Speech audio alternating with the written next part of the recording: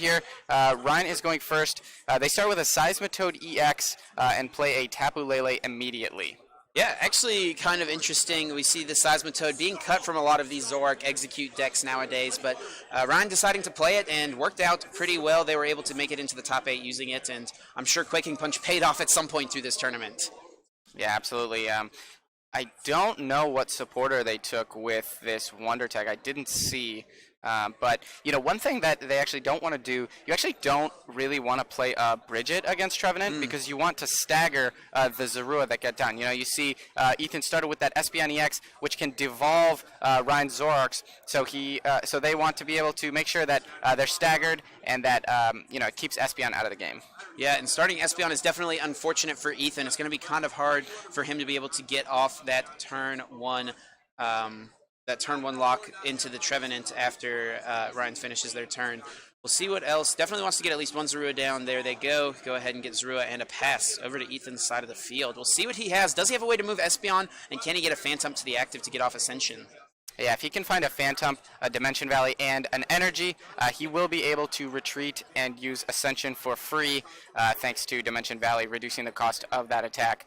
But we'll see what happens. Yeah, I know Ethan actually wasn't super excited about being streamed. This is definitely a kind of a harder matchup for Trevenant, and talking to him about it, he actually has only played one Zoroark deck throughout the entire course of the tournament. He did say he was able to beat the Zoroark he played earlier on in the tournament, so, you know, he's going to be hoping to be able to pull that off once again here in top 8 of Roanoke. We didn't talk to Ryne about if they played any Trevenant earlier, but I have to imagine Trevenant has been incredibly popular here, so it seems reasonable that they did play against them. Yeah, 3 Trevenants in the top 8 alone, as well as the 3 Buzzwole GX decks. Definitely very indicative of the meta, I would say. Those would 2 most popular decks in top 8, also probably the 2 most popular decks at this tournament. Yeah, definitely, and it's kind of surprising, actually. You know, Zoroark has been dominating, especially expanded, for pretty much since it released, and everybody kind of wrote Trevenant off, but, you know, it seems like it came out here in force. Yeah, once again, I think heading into the tournament, lots of players were expecting a decline in Zoroark overall, and, you know, there was a decent amount of it throughout the weekend, but I would say it was far less played at this regionals than it was at past expanded regionals, so because of that, Trevenant was able to excel, not having to deal with that dark weakness. Looks like we do see that energy attachment. Oh, and just a pass. This is going to be 2 turns of items for Ryne, and that does not normally happen against Trevenant. So Ryne evolves to Zoroark and is able to trade an egg from their hand. Puts another Skyfield down. Yeah, I'm not sure if I like that necessarily. I mean, I guess you want to get rid of the Dimension Valleys. So just burning these stadiums, but, you know, maybe they want to just fill their board and get as set up as possible before the trainer lock happens. And I believe that Tapu Lele there found a Guzma. They can use that Guzma to bring up the Phantump on the bench with the energy on it and just take it out of play right away if there is a double colorless to accompany it. Looks like that is the case. Guzma here brings up Phantump, will take a knockout here, doing a ton of damage to this Dark Weak Pokemon, and just trying to limit the options of, you know, keeping Trevenants out of play for sure. Yeah, if Ryne can maybe find a VS Seeker here to bring that Guzma back to the hand, can guarantee that they'll have another turn of trainers, even if Ethan brings up Trevenant. So very, very strong opener for Ryne. So we'll see. Ooh, double puzzle. This is pretty good. There we go. Usually you want to save that for the late game, actually, but really good here against Trevenant, being able to use them before that Forced Curse ability comes into play. Gets back a Skyfield as well, so they'll have that option to bump one of those Dimension Valleys on Ethan's side later on. Fast knockout here. Evolves to Trevenant. So now, actually, you know, if Ethan can get another Phantump, he can Ascension that Phantump, and that way he'll have 2 Trevenant in play. But he's going to need to start by, you know, playing a supporter here. I see a Lele in his hand. Yeah, and we don't see any float stones in Ethan's list. The way he would have to get off Ascension would be a Mystery Energy or a basic Psychic on the Lele used to retreat it. Mystery, of course, he wouldn't have to discard the energy, but using that to retreat the Lele and then bringing up a Phantump, using Dimension Valley, copying Ascension, or using Ascension for free with no energy requirement because of Dimension Valley. So going to need to be about a 3-card combo here off of this Cynthia. Let's see if Ethan can pull it off. Yeah, another thing here that we're noticing, we've seen a lot of the Trevenant decks, and they run a full suite of the Enhanced Hammer, you know, 4 copies. And Ethan here actually only running 2 copies of Enhanced Hammer, which is going to be, it's going to make it very difficult for him to slow Zoroark down. Looks like we might, ooh, no, going to go ahead and attach to the Tapu Lele. Looks like we do see, actually, another thing here in Ethan's list. We do see the Rescue Scarfs as opposed to the Bursting Balloons that we saw from Traz earlier on today. So just showing the two different variants as he attaches that that Rescue Scarf down there onto the Trevenant. Doesn't look like there's another Phantom, though. And Ryne's going to have access to items once again, it looks like. Doesn't want to just retreat and sacrifice their only Trevenant. So it looks like we'll just see an Energy Drive, actually, for 60. And this could be big. Ryne's had 3 turns of items. No trainer lock yet coming out from Ethan. If I'm Ryne here, all I want to do is find a way to get a Floatstone or a double colorless. Well, actually, they just opt not to use Guzma. Maybe they didn't have a way to switch Zorak back into the active spot and knock out that only Trevenant. But Chorus is fine here.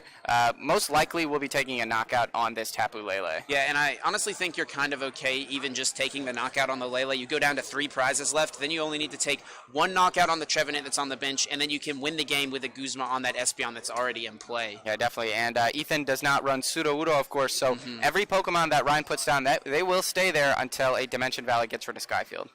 We see Compressor come out. Gonna discard 3 cards from the deck, put them directly into that discard pile. Usually we see this go for those executes. And it looks like Ryne's also gonna opt to discard the Bridget. Doesn't need to use that at this point in the game. Yeah. Eggs is great. That'll give Ryne the ability to just draw for free, even late game under N or something. So it looks like they Ultra Ball. Probably just taking maybe a Zorak to have for next turn. Maybe a Shaman. I don't know how many cards are in their hand. Yeah, they do need 2 more bench Pokemon actually to knock out this Lele or Choice Band. So needs to find another Pokemon. Can bench execute, but that is definitely a potential free prize for Ethan, right? If Ryne puts down the executes, then it's just got 30 HP. A Silent Fear takes care of that really quick. Yeah, it looks like they had the Mewtwo Evo in their hand.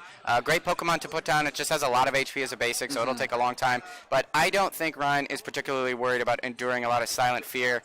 This game looks like it is definitely in Ryne's favor. Absolutely, and Ultra Ball as well. This will probably get one of those Zorak GX you mentioned, just to hold on to it for the next turn to keep those trade abilities going. And Ethan's going to need to find one of those 2 enhanced hammers to slow this down and hope that Ryne doesn't draw very well off of something like an N. Yeah, this is probably not how Ethan envisioned this game to go. And it seems like we talk about this all the time, but yeah, at some point, Ethan maybe, should think about future games in the set. But because it's top 8, we actually get 75 minutes to do this best of 3, as opposed to the 50 minutes of the Swiss rounds. So plenty more time here, actually. So maybe Ethan can play 3 full games anyway. So we actually see Ethan using that counter catcher. That is definitely a really interesting card. What do you think about his choice to send up Espeon EX here as opposed to the Trevenant? It's interesting. I feel like if you can get the Trevenant in the active slot, maybe you can trap the Seismitoad. But it could be that they just wanted to have an energy to retreat. I believe that is a Rescue Scarf on the Trevenant. Yeah. So maybe Ethan is looking for a Phantom and Dimension Valley so that they can retreat and use Ascension and then trap the Seismitoad and still have, and now he'd have 2 Trevenants. So, I guess we'll see what he gets off of this N. And that may be what he's going for. That would actually be pretty strong if he could pull it off. Let's see if he finds the combo. Does need just Phantom and Dimension Valley, or like a Mysterious Treasure / Ultra Ball, plus that Stadium card. I can't quite tell what's in his hand, but it doesn't look like I see it quite yet. Yeah. He probably would have played it if he had it already. We do see a Trevenant break, though. So now if I'm Ethan, I think maybe I do retreat into the Trevenant break. To trap the Seismitoad. He actually opts not to do that. But it does get to take a prize, though, on that Zorak, correct. Since, there was the 60 damage on it earlier from the Tapu Lele. Only taking 1 prize, though, because the Zorua is actually the Pokemon that was knocked out. The Zorak was just devolved, put back to the hand. 6 damage counters on Zorua means it gets knocked out. Yeah, and so now Ryne is looking for, obviously a double colorless and a Guzma. This is kind of an interesting card we see in their deck list. Ace Trainer actually coming out. I wonder how useful that's been through the weekend. A pretty solid supporter card. Similar to N in a way, as if it can disrupt your opponent, but if you are behind on prize cards, you both players shuffle their hands into their deck. You draw 6, and your opponent only draws 3. So it can be really good if your opponent gets a really fast knockout. Put them just at 3 cards, and that can really disrupt what they're trying to do. Could be great against Buzzwole, maybe. Buzzwole takes a knockout on a Zorua on the first turn, and then you Ace Trainer them and immediately start things off with Zorak. So, it's interesting, and I'm sure it's been useful up to this point. We're going to see a Colress here. Colress going to get... a ton of cards. Yeah, it looks I like think 9. yeah. So this is great. I don't believe Ryne has used trade. So if they can get another Zork as well, that's 4 additional cards that they'll draw this turn. Really just looking for that float stone and that double colorless. And if they can pull that off, I think this game will certainly end up in their favor. All they need at that point would be to take one single knockout, which will be very easy to do on the Dark Week Trevenant. Yeah, I think the first card I saw Ryne draw was a computer search, maybe. So just, you know, the chances of them pulling this off here is extremely high. See an Ultra Ball here, discarding. Looks like executing Bridget. Yeah, obviously you don't want that Bridget in the deck. Anything you can do to thin the deck and just keep crucial resources. And obviously grab another Zork, as we see. Yeah, can get multiple trades now. We'll see the top 4 cards of their deck. Going to be looking for that float stone. As you mentioned, the computer search, I believe, is in their hand. So they can trade first, and whichever piece they don't draw into, they can, you know, go get the other piece with computer search. And they trade. There's that double there's the colorless. double. So I think you trade again. See if maybe you don't even have to use the computer search. Absolutely. I think that's a second double that they got, I think. So there's the double colorless. There's a choice band, actually, which will... choice band, sorry. But double colorless is surely coming shortly after it. We also, like, just a ton of item cards in Ryne's hand as well is just going to let them, you know, play these cards out now.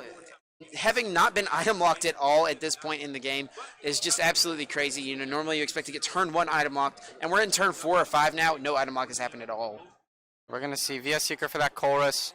VS Seeker maybe taking that Guzma from earlier, or Hex Maniac. I believe the Guzma is still in the deck because they puzzled for it, remember, on that second turn. You're right, so yeah. I don't think it's been used since then, so they should still have access to it in the deck some way, somehow. We'll see double propagation. This usually leads to an Ultra Ball. No! There is that computer search. Computer search can find that float This stone. will likely grab the float stone, yeah. And it's smart of Ryne to play the double VS Seeker there. You know, obviously you're expecting to not be able to use items next turn because at some point Ethan has to send up that Trevenant. So getting access to the Hex Maniac, which will be a turn of items next turn, you know, just ensuring that they can do everything possible to win this game. And, you know, it is definitely still possible for Ethan. It is very, very improbable.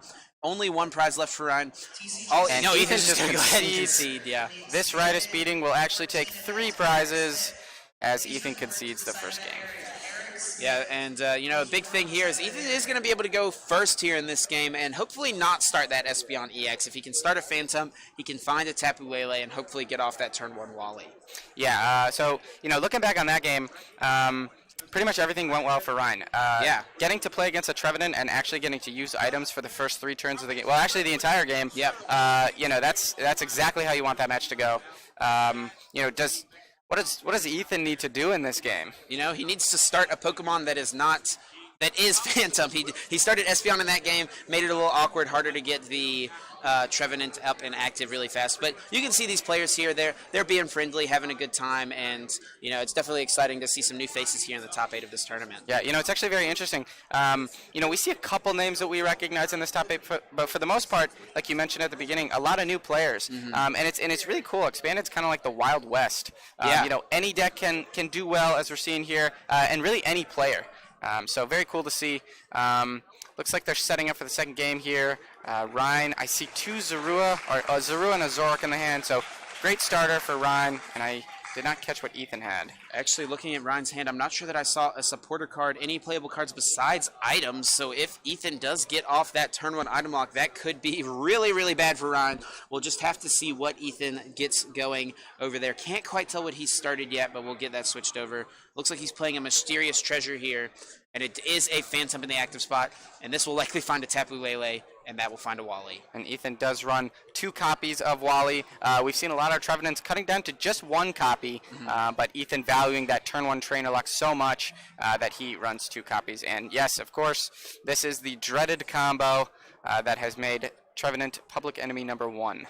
Yeah, it's the deck everyone loves to hate, right? Turn 1 item lock, no one likes just getting turn 1 Trevenant and getting locked out of the game, but you just can't deny the power of this card, right? Just Trainer Lock on turn 1, spreading damage across your opponent's board, taking multiple knockouts in a single turn, and then also the combination of being able to use Espeon EX's Miraculous Shine to take knockouts. So strong. Ryne, looking at their hand, drops the egg. That actually doesn't do anything as far as buying you time because it only has 30 HP and a pass. Oh, this is not good. No playable cards in that hand. Maybe a lot of items clogging it up. If Ethan here can find a Psychic Energy Trevenant Break, he already has the Dimension Valley. That will let him potentially take a knockout on this Execute and put 30 damage on this Zorua, and might be able to just win the game on the following turn after that. Yeah, absolutely. Ryne, of course, hoping that Ethan can't get those cards, but if he gets this, Ryne is on a 2-turn clock. Basically, we'll just have to see what Ethan draws off of the Cynthia, drawing 6 cards. I also think one thing worth noting, we haven't really seen Trevenant have too much success. I believe a top 16 and top 32 in Utah a few weeks ago. One of the big cards that it's also gained from a newer set is Cynthia. Not having to Sycamore and discard, important evolution pieces from later on can be huge for the consistency of Trevenant. And actually, we see one of Ethan's other interesting card choices, Lusamine. Yeah, very interesting. Maybe he values being able to, win the Stadium War with the Dimension Valleys. And he's got a couple interesting supporters here as well. The big one being Xerosic. He also runs a copy of Silent Lab, actually. Oh. That's something that we have not talked about yet. So maybe he likes reusing the Silent Lab. Oh, looks like Ethan did not get the energy card they needed. And Ryne has actually got a Foul Play Zork and a Double Colorless Energy. We'll be able to use Foul Play and copy Tree Slam here, dealing 120 damage to this Trevenant Break, and puts 20 damage on each of these benched Pokemon. That's actually really strong from Ryne. Yeah, actually. Ethan probably was not expecting this much aggression this fast. Didn't find an energy there, but it doesn't really matter. Now Ethan is immediately stressed to find additional Trevenant. Man, this is a really, despite having not a very good start, this is really aggressive from Ryne. Just having that one of Foul Play in their opening hand, able to really push their aggression with that Tree Slam. Could even copy Silent Fear to maybe knock out that benched Phantump next turn if they want to. We'll just have to see. Wouldn't quite knock out the Trevenant, though, because it does place 3 damage counters, doesn't do 30 damage, so don't hit for weakness when you're placing damage counters. Yeah, Ethan's going to Cynthia. The biggest thing, Rescue Scarf would be great for him here. That way he can at least preserve this Trevenant line. An energy. If he can find an Enhanced Hammer, maybe. Hope that Ryne doesn't have another double or a supporter. But we'll see here. Let's see what he gets. Going to be looking for that Enhanced Hammer. Energy cards, as you mentioned, are going to be a must. He missed it on the last turn. Does play 8 energies. Oh, just a pass. Does not have an energy card. Not even that Rescue Scarf you mentioned. And Ryne doesn't even need to play cards. We just see a Tree Slam once again. Yeah, and this Trevenant is going down. And now there is no Trainer Lock. Ethan really kind of struggling here. Yeah, and it's so awkward, right? He can send up a Phantump, use Ascension to get a Trevenant out of the deck, or just evolve one manually. But if he does that, it'll just go down immediately to a Foul Play copying Tree Slam. Foul Play, just as the starter here, might just sweep this game. Yeah. We'll have to see if Ryne's able to pull that off. What can Ethan do to avoid that from happening, though? He's going to Ultra Ball. I didn't see the support. He discarded an N, so he must have some sort of other draw support in his hand. Probably going to grabs a Lele, okay, for Xerosic.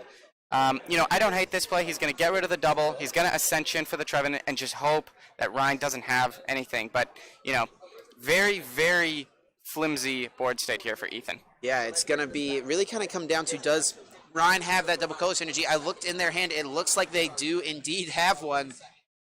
So this Trevenant that he Ascensions into will go down if that was indeed a Double Colorless Energy.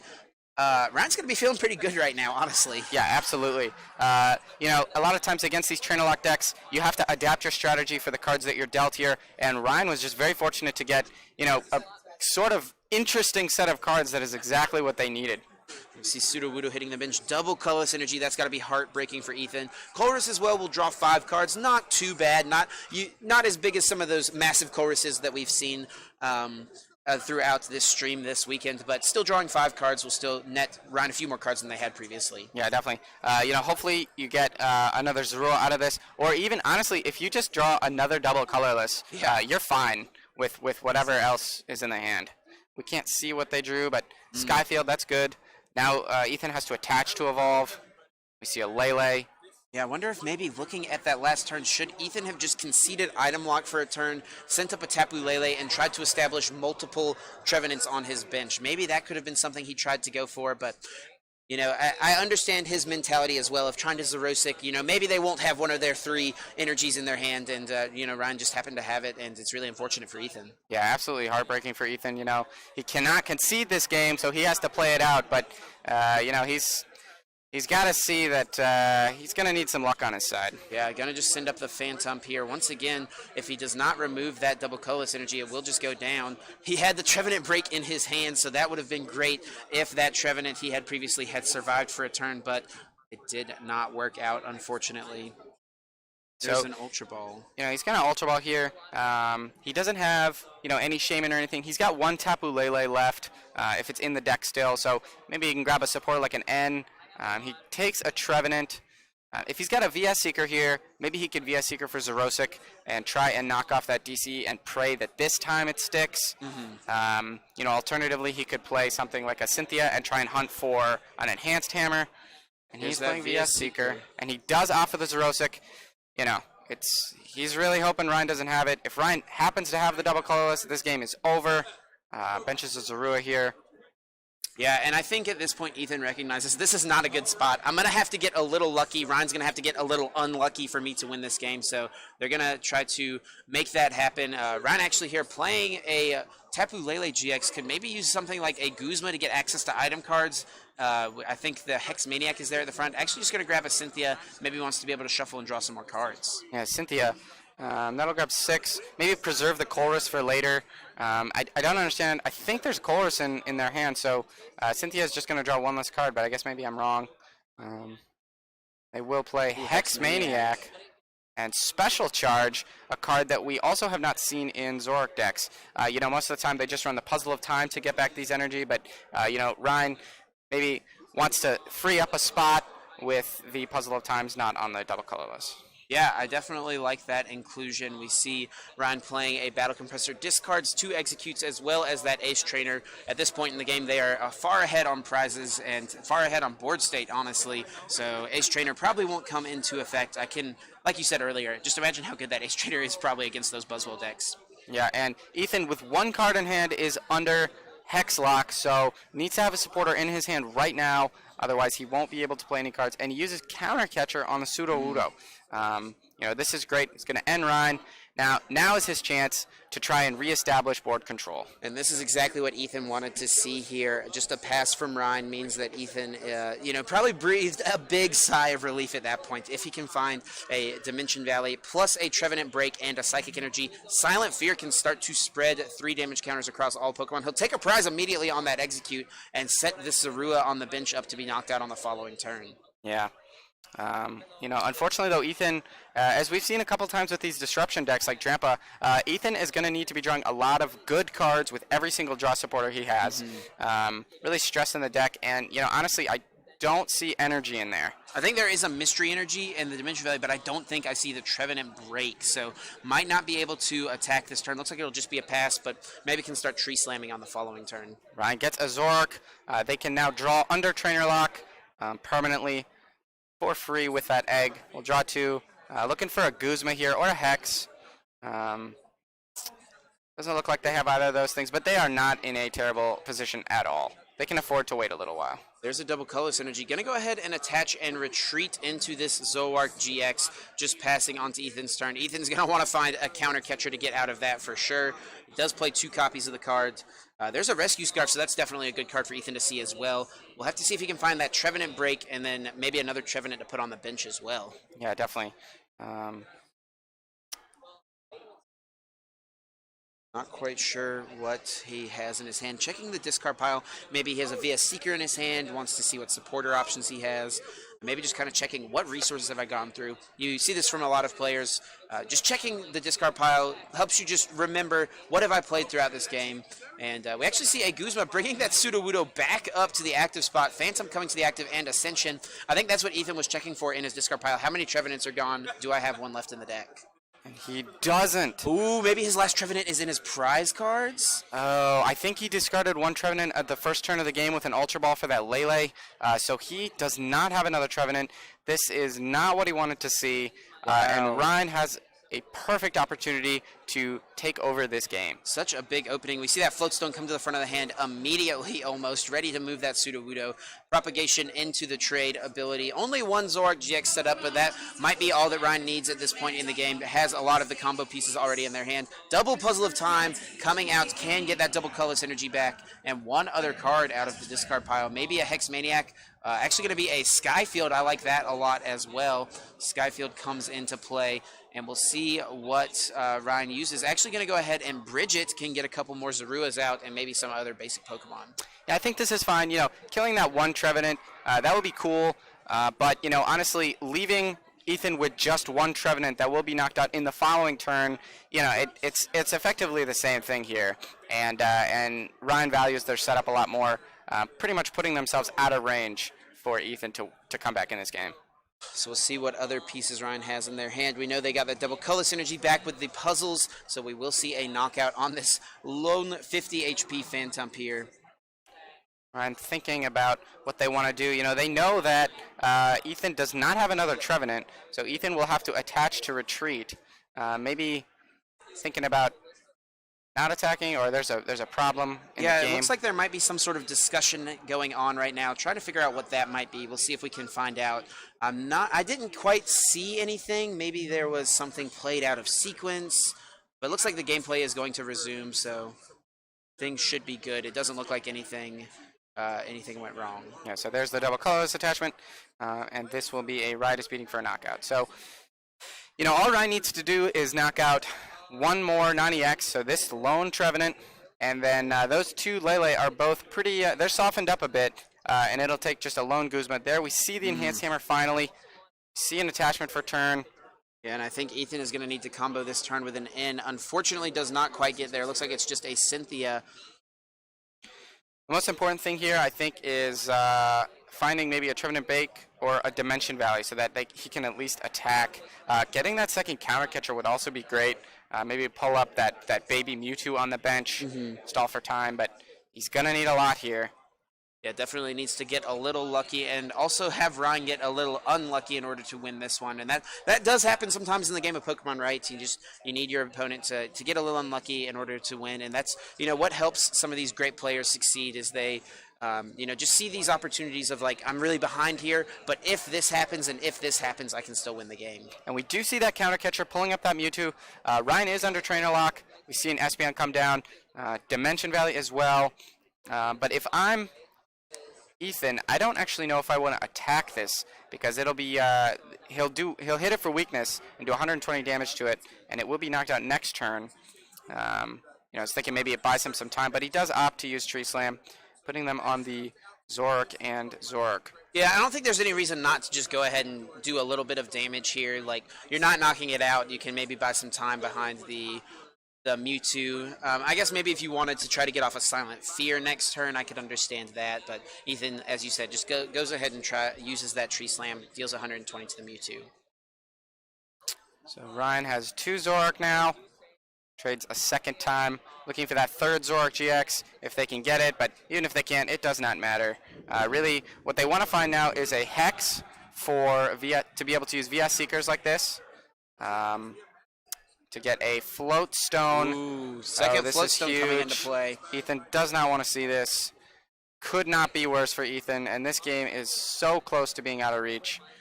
Grabs the Hex again to stop any future Trevenant shenanigans. And Ethan does get that Trevenant line back thanks to Rescue Scarf, but with no Phantump on his bench. Won't be able to get a Phantump in play this turn unless he uses something like Wally or Ascension, and we just saw Ryne via Seeker for the Hex, so that would get around to the trainer lock anyway. Attach an energy, but I don't think this will matter. This Lele is pretty beat up. Ryne just needs to get another Choice Band, I believe, to knock this out. Doesn't even need Skyfield and additional Pokemon. So Ethan, he's on life support here, and the writing is likely on the wall. He can hit for 60 here and maybe try to go into a de-evolution play next turn. But there's the Choice Band, and that is it. That is the game. Ryne Morgan taking the top 8 match down with Zoroark Execute. Congratulations to Ryne. That was a massacre. Yeah, definitely. That was not close. Ryne had a kind of we thought a poor opening hand, but actually the perfect cards in that situation. It's attacking on the second turn with foul play, and Ethan just could not deal with that fast aggression. Yeah, that foul play was so good for Ryne. Not something I typically expect to see from Zoroark players in this Trevenant matchup. It's usually not that great. It's like okay sometimes for very niche scenarios, and we saw one of those niche scenarios come up, and Ryne capitalized on it. Yeah, absolutely. So what we're going to try and do here, we're going to try and get a winner's interview here with Ryne, talk to them about that match, and we will be right back. Yes, and we'll also try to get an update on some of the top 8 matches. We need to make sure our tech team is ready to turn the screen off for us, and we'll be right back.